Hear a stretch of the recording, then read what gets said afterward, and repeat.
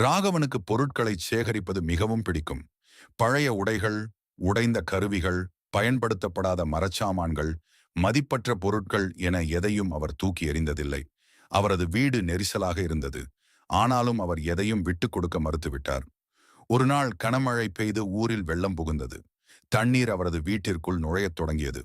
அக்கம் பக்கத்தினர் தங்களுக்கு தேவையான பொருட்களை விரைவாக எடுத்துக்கொண்டு பாதுகாப்பான இடங்களுக்கு சென்றனர். ஆனால் ராகவன் பீதி அடைந்தார். பைகள், பெட்டிகள், பழைய பொருட்கள் என எல்லாவற்றையும் அவர் சுமந்து செல்ல முயன்றார். இவற்றை என்னால் விட்டுச் செல்ல முடியாது என்று அவர் கத்தினார். தண்ணீர் மட்டம் உயர உயர அவரது சுமை கனமானது. அவர் நடக்கவே சிரமப்பட்டார்.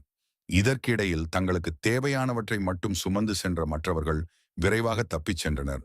அவர் சிரமப்படுவதைக் கண்ட அக்கம் பக்கத்தினர் அந்த பொருட்களை அப்படியே விட்டுவிட்டு வா என்று கத்தினர். ஆனால் ராகவனால் முடியவில்லை. அவர் தனது பொருட்களை இறுக பற்றிக் கொண்டார்.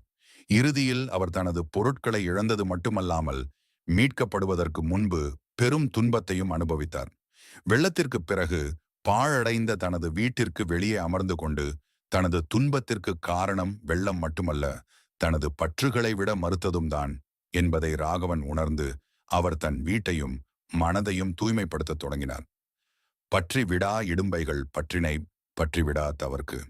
பற்றுகளை இறுகப் பற்றிக் கொள்பவர்கள் துன்பமும் அவர்களை அதேபோல இறுகப் பற்றிக் கொள்வதை காண்பார்கள்.